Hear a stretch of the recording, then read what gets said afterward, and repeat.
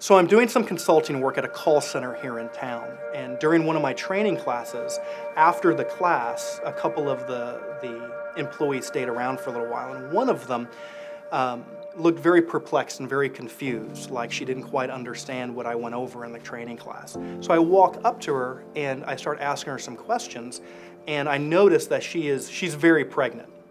And I asked her if there was anything at all that I could further explain or just better clarify. And she said no, that everything is fine, it's just that she was in a lot of pain.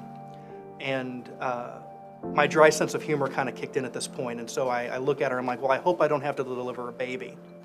And there was this heaviness that hit the floor, or hit the room. And she's like, well, actually, my baby passed away a couple of weeks ago, and I'm waiting until August the 3rd to come in to do the procedure to get it removed. And so in this heaviness of this situation, I look at her and I ask her if it's okay if I pray for her. And she says yes, but when she says that, she immediately turns around and walks away. She doesn't stay around for the prayer. As she's walking away, I just reach my hand out and I'm like, Father, I just breathe life and not death into her body. And I just declare your kingdom come, your will be done on earth as it is in heaven.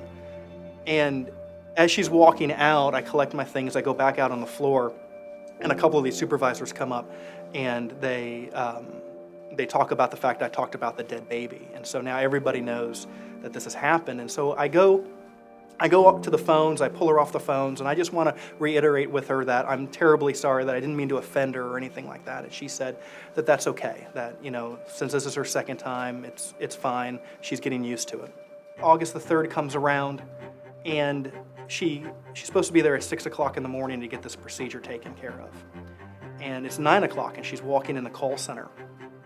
And as she's walking in, she's hunting me down. She's carrying a manila folder, and she's kind of a little bit emotional.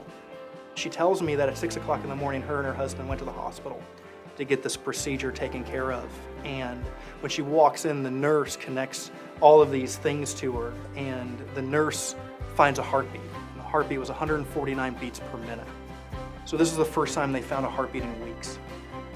149 beats per minute. So they rush her to a sonogram, and they take the picture, and they notice that the baby is actually at its full developmental stage, because the doctors estimated the baby was probably dead for anywhere between 2 to 4 weeks prior to August the 3rd.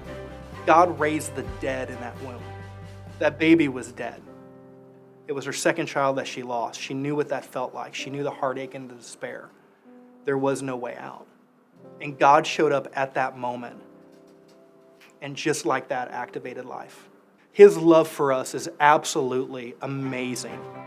And so this testimony is so powerful, because if you're experiencing anything at all, any death, whether it's physical, whether it's emotional, whether it's spiritual, that God revives, He's a restorer, He breathes life into us. I was able to keep contact with her over the last few weeks, just making sure that everything is still good. And she tells me that the baby is healthy, the baby, that all the other doctor's appointments that she went to have been perfect, that it's like nothing happened.